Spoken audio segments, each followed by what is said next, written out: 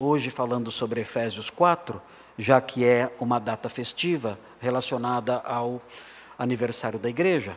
Então, quero falar sobre valores eclesiológicos, princípios eclesiológicos que estão presentes na palavra de Deus e que nós, chegando aos 78 anos, devemos preservar, devemos proteger intensamente.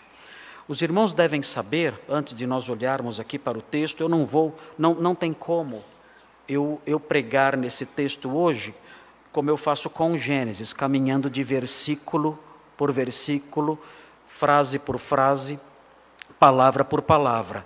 Porque se eu fizer isso, começando no versículo 11, eu vou ter que fazer retrocessos, eu vou ter que voltar para versículos anteriores, explicar os versículos anteriores para poder lançar luz ao versículo 11 e depois olhar para o versículo 11 explicando os detalhes do versículo 11. Só nisso eu vou gastar todo o tempo aqui, eu não vou poder fazer assim. Então, como eu não estou pregando em Efésios, não estou expondo a carta aos Efésios, eu não vou caminhar com os irmãos hoje, explicando palavrinha por palavrinha, frase por frase, versículo por versículo. Eu vou selecionar alguns pedacinhos para apontar para os irmãos, destacando alguns princípios. E antes de nós entrarmos nisso, eu quero destacar para os irmãos a realidade teológica, bíblica, neotestamentária, que mostra que a igreja tem objetivos externos e internos. Existem alvos externos para o evangelismo, para a eclesiologia, para a igreja. E os alvos externos envolvem a proclamação e a defesa da verdade. O Novo Testamento deixa claro que a igreja tem uma tarefa querigmática. O que é isso? O que é um querigma? O querigma é a pregação, é o exercício do verbo querisso, proclamar. Então, a igreja tem uma tarefa, tem um objetivo que é voltado para o exterior dela. É um alvo querigmático, é a proclamação da verdade aos homens. Nós temos esse dever e a nossa igreja tem que se preocupar com isso. Nós chegamos aos 78 anos e nós temos que ser maduros nessa atividade externa, que envolve aí a proclamação da verdade às pessoas lá de fora que ainda não conhecem a verdade. E não somente a proclamação. O nosso alvo externo envolve também a defesa da verdade. O apóstolo Paulo escreve a Timóteo dizendo que a igreja é a coluna e o baluarte da verdade. Ela é a única instituição que existe no mundo que tem a tarefa, que tem a função fundamental de proteger, de manter de pé o edifício da verdade. Nenhuma outra instituição no mundo realiza isso, somente a igreja. E nós temos que fazer isso. As igrejas que fazem isso são poucas. Pouquíssimas igrejas proclamam a verdade e defendem a verdade. Nós, sabendo que são raríssimas as igrejas que fazem isso, temos nos preocupado bastante. Nós temos muitas igrejas. Quando nós saímos por aí afora, nós caminhamos pelas ruas, atravessamos as praças, caminhamos pelas cidades quando viajamos, nós encontramos igrejas em todos os lugares, com todos os nomes, de todas as denominações, de todos os tamanhos. Mas, infelizmente, essa proliferação, essa multiplicação de igrejas não tem refletido o aumento da proclamação da verdade e o aumento da defesa da verdade. Nós percebemos com tristeza que a proclamação da verdade e a defesa da verdade tem sido uma tarefa realizada por poucas pessoas, por poucas igrejas, por poucos pastores, por poucos evangélicos. Ouvimos falar de uma multidão imensa de evangélicos, milhões de evangélicos no Brasil, mas nós não percebemos o impacto disso na proclamação da verdade e na defesa da verdade. O que nós vemos é o contrário. Nós vemos igrejas destruindo a verdade, proclamando a mentira e atacando a verdade, difundindo doutrinas falsas, dando as mãos para seitas que promovem mentiras abomináveis e, além disso, se voltando suas armas, voltando seus discursos, voltando suas forças contra as poucas igrejas que ainda estão proclamando a verdade e defendendo a verdade. O quadro é muito triste, temos visto isso. Nossa igreja chegou aí no século 21, adentramos aí no século 21, já há 20 anos estamos nesse século, e somos uma igreja antiga, somos uma igreja de tradição reformada, somos uma igreja que segue na esteira dos batistas particulares, somos uma igreja que mantém de pé certos pilares antigos que nos custam manter de pé, e em meio a tudo isso, em meio a esse ambiente, nós nos sentimos solitários. Nós nos sentimos como que peixes fora d'água, fora do aquário evangélico. Nós não somos peixes bem vistos pelos outros peixes do aquário evangélico. Essa é a terrível verdade que nós sentimos, que nós provamos. Mas nós não devemos desanimar no nosso dever fundamental. O nosso dever fundamental no seu aspecto externo, que é proclamar e defender a verdade, mesmo nos sentindo sozinhos. Mas o texto que está diante de nós volta as lentes da verdade para as funções que nós temos no campo interno. Quais são os deveres, os objetivos que nós temos no campo interno? Uma igreja local, formalmente estabelecida, formalmente instituída, uma instituição chamada igreja, e ela é isso. Nós não podemos cair no discurso falsamente piedoso dos chamados desigrejados, que dizem que as instituições todas são erradas, inclusive a igreja, porque a própria institucionalização da comunidade já torna a igreja errada. Isso é uma imensa bobagem. Isso é uma imensa tolice. A igreja local é uma instituição, sim, desde os seus primórdios. E ela é uma instituição que apresenta certas complexidades em sua estrutura. E quando nós lemos o Novo Testamento, começando ali com o livro de Atos, e vemos o desenvolvimento da igreja ao longo dos seus 30 primeiros anos de existência, e vamos caminhando e avançando no estudo dela, nós percebemos que essa instituição, ela se levantou e ela se organizou dentro de uma estrutura envolvendo lideranças, crenças, disciplinas, normas, tudo isso apontando para uma instituição complexa e madura. E a igreja local é isso sim. A igreja local é uma instituição complexa, madura, estruturada sobre algumas normas, fundamentada sobre certos princípios, que funciona exercendo certos padrões disciplinares, que funciona dentro de certos limites, que tem uma liderança estabelecida pelo próprio Deus, e ela funciona sim. Ela é uma instituição sim. Agora, o que devemos aprender quando olhamos para um texto como esse que lemos agora é quais são os objetivos internos dessa instituição. É uma instituição bíblica, não é meramente humana. É uma instituição que Deus inventou, por assim dizer. É uma instituição que Deus criou, por assim dizer, com todos esses elementos estruturais que eu mencionei.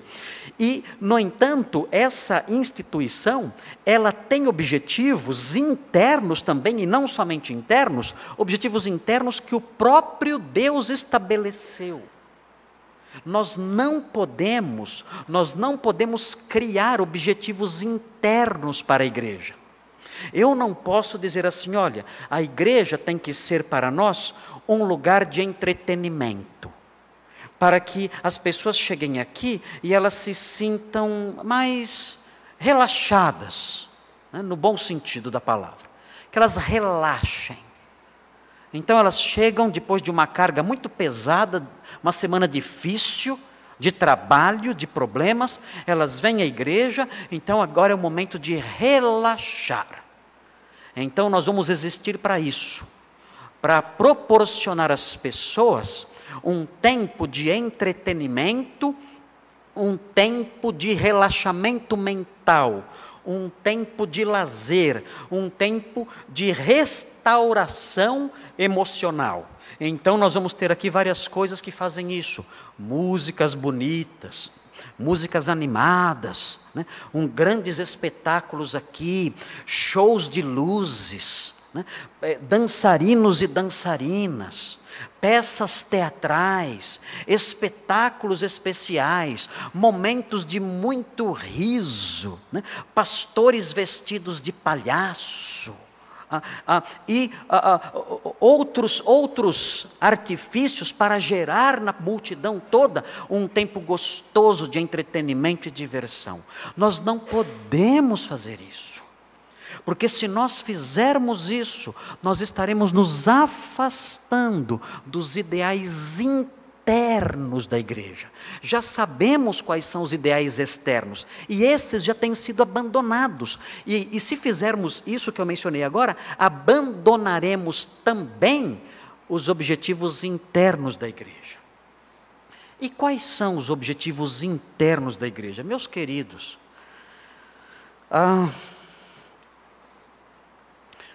dá vontade de chorar. Dá vontade de chorar quando nós olhamos para o texto e descobrimos quais são os objetivos internos da igreja. Porque a impressão que nós temos, meus amados, com toda humildade e temor no coração, é que o povo de Deus está cego, andando na escuridão completa, porque não tem, a maior parte deles, a mais leve noção dos objetivos, de quais são os objetivos internos de uma igreja, porque ela existe em si mesma, o que ela tem que alcançar dentro dela, não tem noção nenhuma, nada. E então vem a igreja para ver os amigos, para participar de programações. As igrejas muitas vezes se tornaram organizações, empresas de eventos, promotoras de eventos. Elas estão sempre fazendo um churrasco, um passeio, um retiro, uma festa. São empresas que promovem eventos. Elas são assim. Por quê? Porque o povo de Deus, os homens de Deus, não têm visto com toda a clareza com que são apresentados os objetivos internos de uma igreja, conforme nós veremos agora. Eu me lembro, há muito tempo atrás, e agora a coisa está pior, um pastor disse para mim acerca da igreja dele, e ele disse isso com bastante orgulho. Ele disse assim: olha, a minha igreja é uma igreja de eventos. Se nós não tivermos eventos, a igreja não caminha. Se não tivermos eventos, a igreja não caminha. Eu pensei comigo, geralmente uma igreja de eventos é também uma igreja de ventos. Ela não produz nada. Os eventos vêm e vão. E o que sobram deles? Nada. Só lembranças dos momentos agradáveis que eles proporcionaram ali por algumas horas. Só isso e nada mais. As igrejas não existem para isso. Quando o Senhor criou a igreja e pensou nos objetivos internos dela, Ele não tinha em mente criar meramente um ambiente gostosinho, para eu me deleitar ali num período de lazer. Agora, o que eu estou dizendo não significa, irmãos, que nós não devamos nos deleitar aqui, na comunhão uns com os outros, rir. Nós vamos ter uma festinha daqui a pouco, sabiam disso? Daqui a pouquinho, quando acabar o culto, nós vamos ter uma festinha lá embaixo, com um bolo muito gostoso. que a irmã Ana Lúcia fez. É um bolo com doce de leite, não é? O que mais? Abacaxi, pêssego. Você provou o bolo? Olha lá. Muito gostoso. E vamos ter o nosso tempo, nós vamos rir juntos, nós vamos brincar com o time do outro, nós vamos dizer que o Palmeiras não tem mundial, para o Fernando, né? que é a verdade absoluta, uma das maiores verdades absolutas, né, do cristianismo. Né? Palmeiras não tem mundial, vamos brincar com o Fernando, nos divertir. É gostoso, vamos desfrutar das nossas amizades que são sinceras, antigas, saudáveis. As senhoras vão conversar juntas em suas rodas, os jovens vão se divertir contando as coisas que se lembram do acampamento. Tudo isso é tão bom, é tão gostoso. E o Senhor olha para essas coisas e Ele se alegra em ver o seu povo assim. Ele caminha no nosso meio. E o seu coração se aquece quando ele vê a nossa alegria, a nossa comunhão leve, a nossa comunhão restauradora. Nós podemos sim estar aqui e experimentarmos isso, mas isso é um subproduto de coisas muito maiores. Isso é o resultado de objetivos internos muito mais altos, muito mais sublimes. Isso é o plus. Isso é o prêmiozinho de consolação. Esse é o anexo que vem com o principal. Não é o principal. Esse é o acessório. É o belo acessório que nós colhemos, que o Senhor nos dá, e que Ele se alegra em nos dar, e que Ele se alegra em nos ver desfrutando disso, quando nós alcançamos os outros objetivos, os objetivos internos principais que estão presentes nesse texto, no texto que está diante de nós. Quais são eles? Tenho falado tanto e não os mencionei, mas quero mencioná-los agora. O primeiro deles, o primeiro objetivo interno de uma igreja local é o seguinte, prestem atenção, é capacitar os santos para o desempenho do seu serviço. Primeiro, capacitar os santos para o desempenho do seu serviço. Esse é o primeiro objetivo interno de uma igreja. Uma igreja tem que, e não somente os pastores e líderes, conforme veremos aqui, mas os membros também, num segundo momento, os membros também. Inicia-se essa tarefa com os pastores e líderes, mas num segundo momento, isso se amplia e atinge todos os membros da igreja. Repetindo, a igreja deve capacitar os santos para o desempenho do seu serviço. Se a igreja não capacitar os santos para o desempenho do seu serviço, ela não será uma igreja nos moldes do Novo Testamento.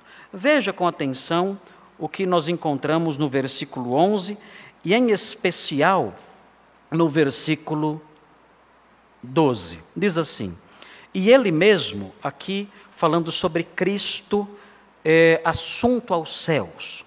Cristo assunto aos céus, concedeu uns para apóstolos, outros para profetas, outros para evangelistas e outros para pastores e mestres. Nós temos aqui uma lista de líderes eclesiásticos. Nós aprendemos na carta aos Efésios que os apóstolos e profetas, no capítulo 2, versículo 20 de Efésios, nós aprendemos que os apóstolos e profetas pertencem ao período de lançamento de fundamentos da igreja.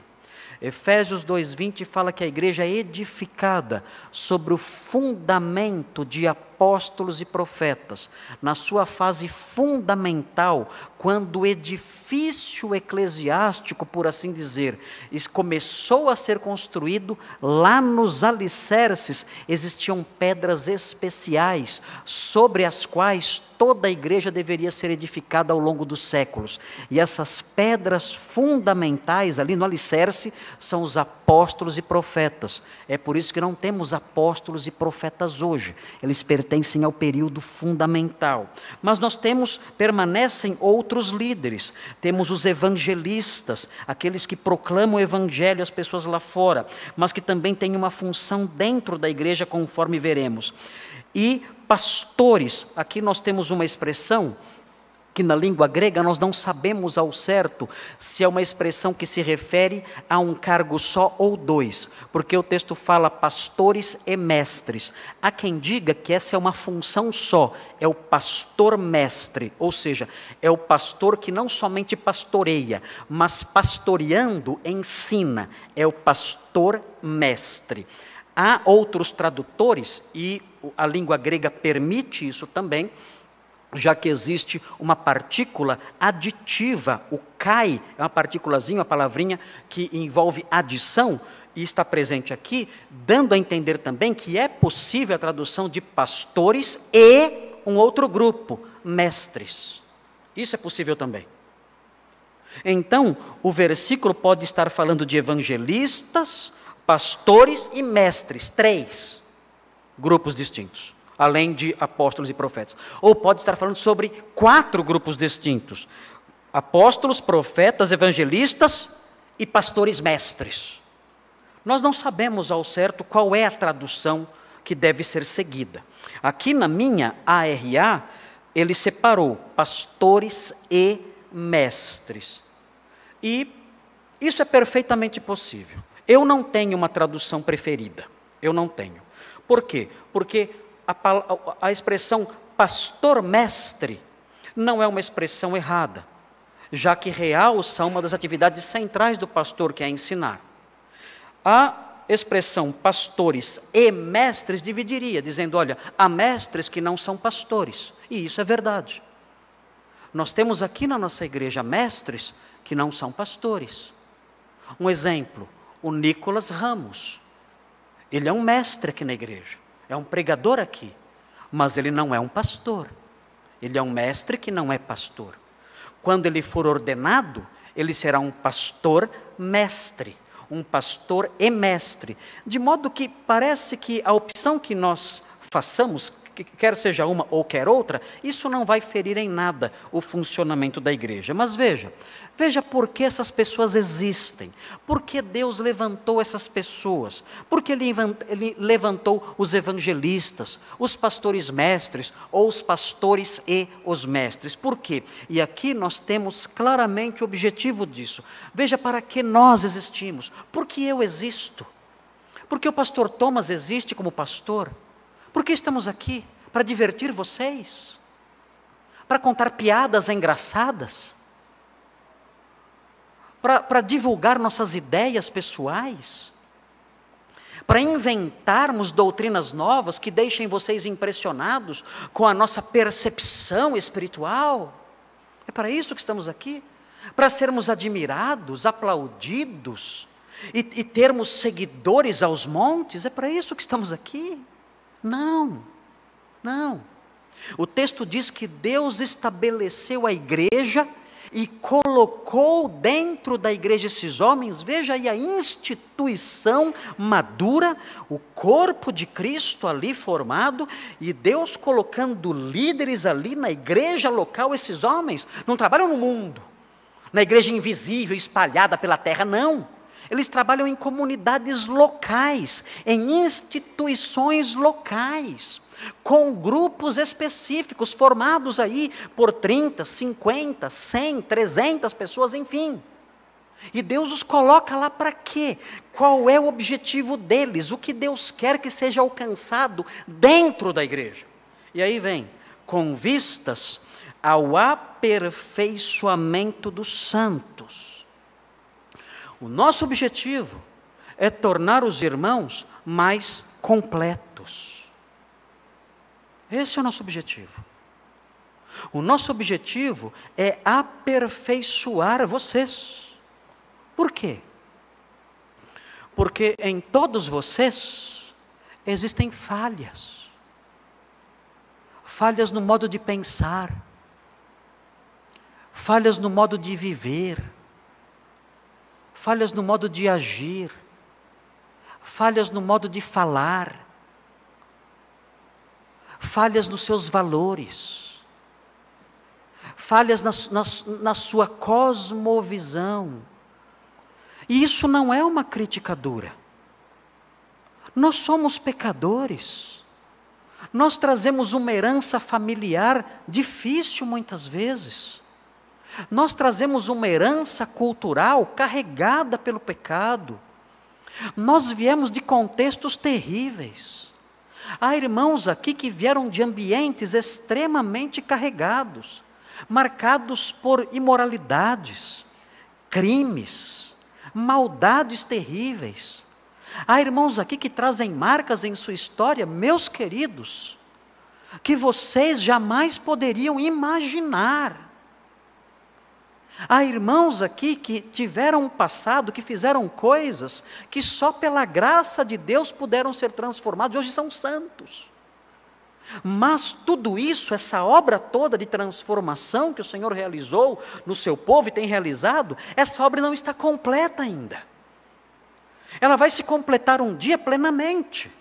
Mas enquanto isso não acontece, Deus usa a sua igreja, os homens que Ele levantou, os homens a quem Ele colocou nessas posições, a quem Ele concedeu esses dons, visando o aperfeiçoamento dos santos. Os santos precisam crescer, amadurecer, se desvencilhar de suas falhas.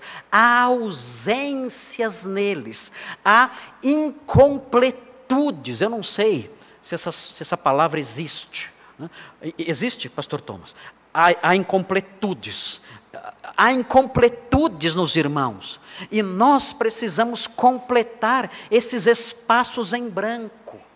Há falhas. Há irmãos que pensam errado sobre a família, sobre como devem ser pais e esposos. Temos que corrigi-los. Há irmãos que pensam errado, há irmãs que pensam errado, como devem ser uma esposa, uma mãe. Temos que corrigi-las, ensiná-las. Há casais de noivos, de namorados, que pensam errado acerca como devem se relacionar. Nós temos que corrigi-los, explicar, essa moça não é sua esposa, você não pode ter relações com ela, você tem que mudar o seu pensamento. A vida sexual ativa só pode ser vivida de modo santo no contexto matrimonial. Nós temos que ensinar isso aos santos, eles vão aprender isso, vão acolher isso. Nós vamos assim então trabalhando no aperfeiçoamento deles. Há irmãos que têm um vocabulário feio, há irmãos que falam palavras feias, e não necessariamente palavrões, mas palavras deselegantes, palavras que nós não falamos diante de pessoas marcadas por um certo grau de excelência, palavras que nós não falaríamos diante de pessoas honrosas, mas há pessoas que têm palavras feias no seu vocabulário, e dizem essas palavras no seu dia a dia, e usam essas palavras em suas casas, nas suas conversas em família, e usam essas palavras nas suas redes sociais. Palavras feias que não se harmonizam com a grandeza, com a magnitude da nossa honra, como herdeiros dos céus, como príncipes, como reis. Então eles precisam aprender, precisam abandonar essas coisas, precisam ser aperfeiçoados no seu modo de falar, no seu modo de pensar, no seu modo de sentir, no seu modo de reagir. Mas notem, a igreja existe com toda essa estrutura de liderança e tudo mais, de ministérios e tudo mais, para fazer isso, para que os crentes sejam aperfeiçoados. De que maneira? Com que objetivo eles devem ser aperfeiçoados? Para o desempenho do seu serviço. eles serão aperfeiçoados. E sendo aperfeiçoados, estarão prontos para trabalhar. O Senhor quer servos de alta qualidade na igreja. E então os pastores e mestres e evangelistas e pregadores, ministrando dessa forma, farão com que eles sejam aperfeiçoados em todos os aspectos. E sendo aperfeiçoados, então estarão prontos para o exercício, para o desempenho do seu serviço. E o que é o seu serviço? Qual é o serviço dos santos? Qual é? A palavra que o apóstolo Paulo usa aqui é a palavra diaconia. Mas essa palavra é uma palavra muito ampla. Em 2 Coríntios 5,18, essa palavra é usada para se referir ao ministério, ao serviço de pregação. Nesse sentido, o que eu estou fazendo aqui é uma diaconia. Eu estou realizando um serviço, uma diaconia ao falar a vocês. Isso é uma diaconia. Mas essa palavra, a palavra diaconia, ela tem um sentido geral também. Ela não significa somente anunciar a palavra. Há outras formas de diaconia. Veja 1 Coríntios 12, para que os irmãos tenham uma ideia mais clara sobre o sentido disso e por que nós podemos ampliar o significado dessa palavra para alcançar os irmãos de modo adequado e honesto, sem forçar o texto bíblico.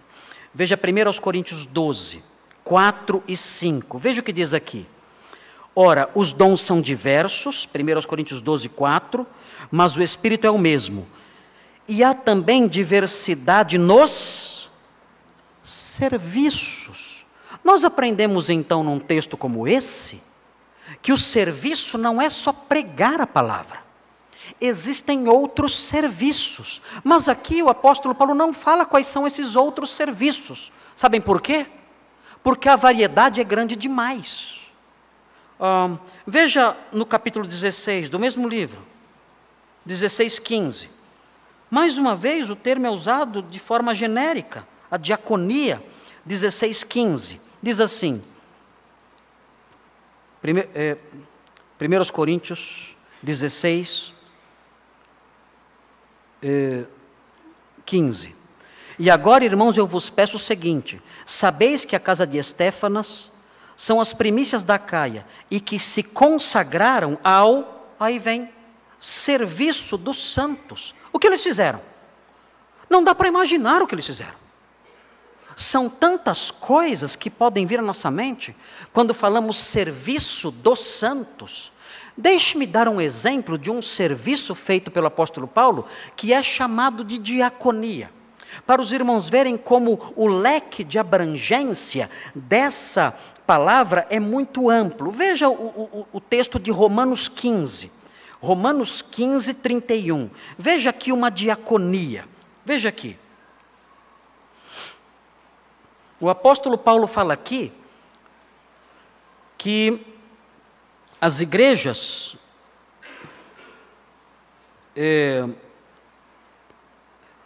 da Acaia haviam levantado, a igreja da Macedônia e da Acaia, haviam levantado uma oferta para os crentes pobres de Jerusalém. O apóstolo Paulo tinha uma tarefa. Sabe qual era a tarefa? Levar a oferta. Não era dar a oferta do bolso dele.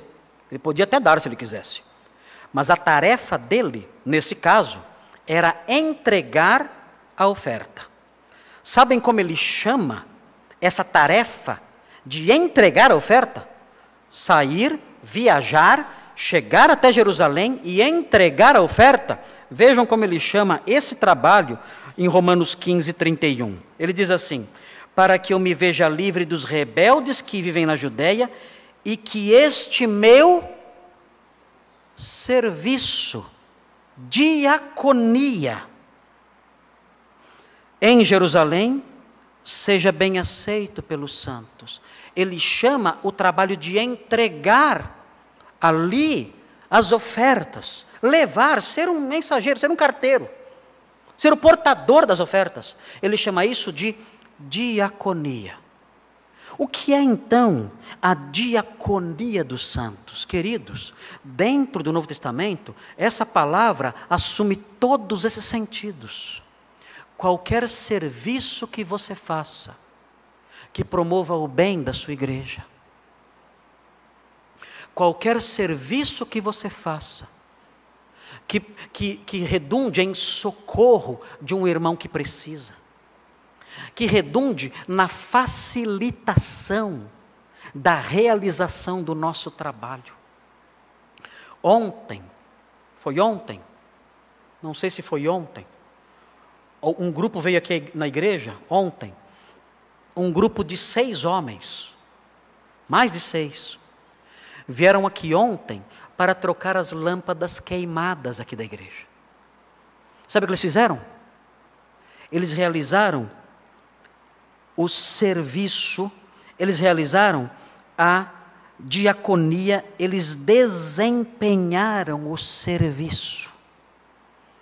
Realizaram uma tarefa visando o bem da igreja de Deus. Se nós podemos agora estar aqui com o salão iluminado, cultuando o nosso Deus e lendo com facilidade a Bíblia, é porque alguns homens vieram aqui ontem, podiam estar em casa, mas vieram aqui ontem e gastaram horas aqui montando andaimes, e subindo nesses andaimes, nesses mesmos andaimes, e realizando isso que no contexto eclesiástico, que por ser algo realizado no contexto eclesiástico, é chamado de um serviço, de uma diaconia. Há irmãos aqui em nossa igreja, que eventualmente vão buscar uma senhora que tem dificuldades de locomoção. Eles então trazem essa senhora e ela assiste o culto, é membro da nossa igreja que não pode caminhar. Ela vem então e assiste o culto numa cadeira de rodas, e logo depois então esses homens a colocam no carro e a levam de volta para sua casa. Isso é o serviço dos santos. Essa é a diaconia dos santos. Nós temos senhoras na nossa igreja, casais em nossa igreja, que visitam enfermos. E chegando naquela casa, levam uma bolachinha, um chazinho, uma palavrinha de amizade, de encorajamento, um versículo bíblico, e leem com aquela pessoa, e oram com ela. Eles realizam o serviço dos santos. Agora notem bem, eles têm que fazer isso aperfeiçoados. Para trocar as lâmpadas na igreja, é necessário ter sido aperfeiçoado, ter amadurecido. Para levar aquele remédio, aquele irmão da igreja, é necessário ter sido aperfeiçoado. Para realizar essas atividades todas, esses serviços todos, é preciso ter sido aperfeiçoado. Por quê? Vejam na sequência do versículo 12, porque é necessário terem sido aperfeiçoados. O texto diz, para a edificação do corpo de Cristo. Porque esse serviço vai gerar edificação, até que todos cheguemos. Veja o que esse serviço vai produzir. Veja o que esse serviço de pessoas preparadas vai produzir. Unidade na fé, conhecimento do Filho de Deus, perfeita varonilidade, ou seja, amadurecimento espiritual, e a semelhança com Cristo. Vocês sabiam disso? Os irmãos realizando o serviço na igreja de Deus, tendo sido aperfeiçoados pelo trabalho dos mestres, ao realizar esses serviços pequenos, ao realizar esses serviços simples, estarão promovendo a unidade da fé, o conhecimento do Filho de Deus, o amadurecimento das pessoas e a sua semelhança com Cristo, chegando à medida da estatura da plenitude dele. Se esse trabalho, por outro lado, for realizado por pessoas imaturas, sabe o que vai acontecer? Só encrenca. Só encrenca. As visitas vão virar fonte de fofoca. Eu sei, eu já vi. As pessoas não aperfeiçoadas vão realizar o serviço. Vamos realizar o serviço do Senhor. Não foram aperfeiçoadas. Elas então vão realizar o serviço. E o que elas promovem é a unidade? Não. Elas chegam na casa e começam então a se entregar a fofocas. Você viu, pastor? Você viu a roupa da irmã? E em vez de promoverem a edificação do corpo de Cristo, promovem a sua destruição. O grupo de homens que vem aqui trocar as lâmpadas não são maduros espiritualmente. Sabe o que acontece? Brigas, provocações, invejas, competições, desprezos, formação de panelinhas. Esse serviço sendo realizado por pessoas que não foram amadurecidas, só vão trazer para a igreja problemas. Só isso. E nada mais. Deus nos livre desses serviços. Mas quando nós olhamos para esse texto, nós aprendemos que o dever dos mestres é capacitar os crentes para que eles realizem o serviço de modo maduro. E realizando o serviço de modo maduro, levem maturidade a toda a igreja. De modo que quem troca uma lâmpada promove a maturidade do grupo que troca a lâmpada e dos demais irmãos. Aquele que visita uma irmã doente, ele promove a maturidade dele mesmo e dela que é visitada e de outros que veem o seu exemplo. E assim a igreja vai sendo edificada por meio disso tudo. E esse é um propósito elevadíssimo. Capacitar os santos para o desempenho do seu serviço. E em segundo e último lugar, existe um outro objetivo interno de uma igreja local. Uma igreja local deve capacitar os santos para o desempenho do seu serviço, mas há algo mais. A igreja local deve capacitar os santos para que tenham firmeza doutrinária. Vou repetir o segundo objetivo interno. A igreja local deve capacitar os santos para que tenham firmeza doutrinária. Eu disse firmeza doutrinária. Nós temos que ser, como os jovens falam, temos que ser evangélicos raiz. Não Nutella. Não é assim que falam? Raiz. Não é evangélico do parquinho. Não é evangélico Disneylândia. Não. É evangélico Rambo. É esse. O exterminador. É esse. É evangélico firme. Uma rocha. Não uma florzinha de Jesus. Não. Uma rocha. Uma árvore. Com raízes sólidas, fincadas na terra. Uma pedra. Uma rocha. É assim que ele deve ser. E onde ele aprenderá a ser assim? Na igreja de que ele participa. Veja o que diz o texto no versículo 14. 14. Para que não sejamos mais como meninos. Por que trabalharmos, os pastores trabalharem para edificação e amadurecimento? Por que o serviço dos santos promovendo amadurecimento? Por que tudo isso? O texto prossegue, para que não sejamos mais como meninos. Como assim? Em que sentido não devemos ser como meninos? Em alguns sentidos temos que ser como meninos. A Bíblia fala que nós temos que ter uma fé como a fé de uma criança. Ok, está certo isso. Mas aqui Paulo usa o termo meninos num sentido negativo. E em que sentido nós podemos ver os meninos de modo negativo? O texto aqui vai explicar. para que não sejamos como meninos, agitados de um lado para outro e levados ao redor por todo o vento de doutrina. Bem, o que nós temos aqui é uma noção, uma sugestão, a construção de um pensamento que envolve instabilidade e manipulação. Como a criança é? A criança é instável e manipulável, não é? Você manipula fácil uma criança, não manipula? Manipula fácil. É fácil manipular as crianças. Elas são instáveis também.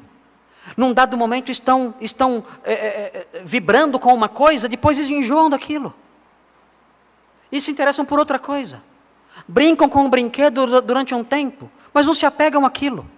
Choram, esperneiam, porque querem o coelho de pelúcia. Aí você dá o coelho de pelúcia, ela brinca meia hora, não quer mais o coelho de pelúcia. Quer outra coisa, quer outro brinquedo. Aí chora, esperneia, quer outro brinquedo você dá. Ela brinca 15 minutos, agora eu quero o coelho de pelúcia de novo. Ela é instável. E não somente instável, ela é manipulável, você a conduz por onde você quer. Você diz a ela qualquer coisa, e ela olha para você e ela acredita. Ela é conduzida com facilidade. E o texto aqui fala que essa maturidade que procede do serviço dos santos, do trabalho dos pastores e mestres, essa maturidade tem por propósito fazer com que não sejamos mais assim. Não sejamos como meninos, instáveis e manipuláveis. E vejam, a outra figura que ele usa, ele deixa agora de lado a figura do menino. Ele fala agitados de um lado para outro. A linguagem que ele usa aqui é uma linguagem ligada a termos náuticos. É um barquinho que é levado para frente e para trás pelas ondas. Instabilidade. É um barquinho que não tem âncora. Ele é levado para lá, aí a onda bate, ele vem para cá. Ela bate de novo, vai para lá. Aí bate e volta para cá. É assim, ele é levado pelas ondas. E aí o apóstolo Paulo usa um outro verbo aqui. Agitados de um lado para o outro, e aí ele diz, levados ao redor. Aí ele muda a linguagem das ondas, a linguagem náutica, talvez seja uma linguagem náutica também, porque agora ele não tem mais em mente somente as ondas, mas o vento também. A pessoa é conduzida pelo vento. O vento bate, ele vai. O vento bate para lá, ele vai para lá. O vento bate para cá, ele vai para cá. É assim. É conduzido desse jeito. Não tem firmeza. É instável. É conduzido por todo mundo. Por qualquer vento de doutrina, ele diz. Vento de doutrina são ensinos falsos. Irmãos, eu acho que isso aqui é um retrato fidelíssimo do meio evangélico de hoje. E isso reflete muito o trabalho dos pastores modernos.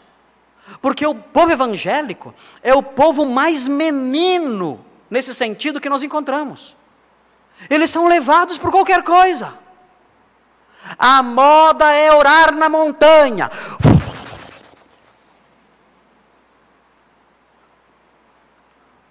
Desculpem o efeito sonoro. A moda é adorar em templo escuro, com a luz apagada. A multidão correndo atrás. Qual a próxima moda? A moda é o jejum da Coca-Cola. Qual a próxima moda? A moda é repreender a pobreza. Pela madrugada. Onde estamos? Enlouquecemos. Somos meninos com problemas mentais. É pior do que uma criança comum. Qualquer grito, um louco rola no chão, imitando um leão. E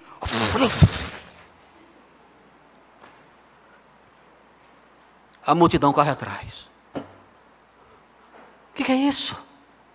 O que nós viramos? Nós somos o povo de Deus. Somos o povo de Deus. E as pessoas são assim, levadas de lá para cá. Qual é o próximo agora, hein? Tem alguma novidade aí? Tem alguma novidade? Ah, agora é pregar com roupa, com vestido de pano de saco. E assim vai. Meninos loucos. Barquinhos sem âncora. Gente imatura, instável. Pessoas manipuladas facilmente. E vejam quem está por trás disso. Observem. Simples. Simples. Quem está por trás disso? É simples. Abram os olhos. Vejam o que diz. Pela artimanha dos homens. Quem está por trás disso? Homens. Homens maus. Pela astúcia com que induzem ao erro. Homens astuciosos. Eles estão por trás disso. Eles estão por trás disso. O que significa artimanhas? Sabe o que significa artimanhas? A palavra artimanha é usada para dar a ideia de jogar dados manipulando os resultados. Qual é o nome disso? Trapaça, malandragem. Eles jogam dados manipulando os resultados. Então, os falsos mestres pegam os dados, os dadinhos da Escritura e fazem suas montagens. Olha aqui, está na Bíblia. Eles vão manipulando os resultados. Eles vão construindo as coisas com os versículos.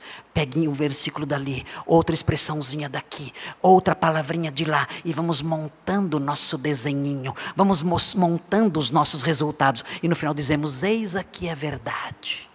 Eis aqui a doutrina bíblica. Manipulada, toda formada por eles. Manipularam os dados. Astuciosamente. E com isso então, as pessoas são levadas. E seguem esses perversos. O objetivo da igreja madura, da igreja bíblica, é capacitar os santos para que tenham firmeza doutrinária. Eles olharão para essas coisas e verão as montagens. E maduros que são, zombarão disso. Rirão disso.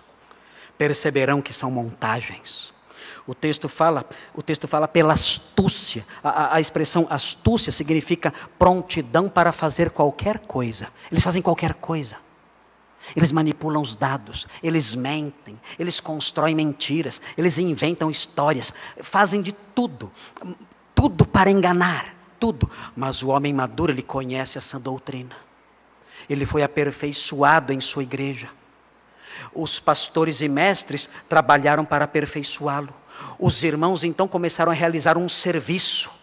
E diversos serviços. E na medida em que foram realizando esses serviços, maduros que eram, começaram a contagiar os outros com a sua maturidade. E então esse outro objetivo foi atingido. A igreja se tornou uma igreja imune. Ela é incapaz de ser levada ao redor. Não são meninos, são homens. São mulheres, não são barquinhos soltos aí no mar sem âncora, não. São transatlânticos, são navios de guerra. Eles põem medo nesses homens. Esses homens, quando olham para eles, têm medo. Porque sabem que não são meninos, são homens, mulheres, soldados. Pessoas que conhecem a verdade profundamente e não se deixam levar pela mentira. A igreja tem por propósito construir pessoas assim. Não divertir pessoas que não querem nada com a verdade.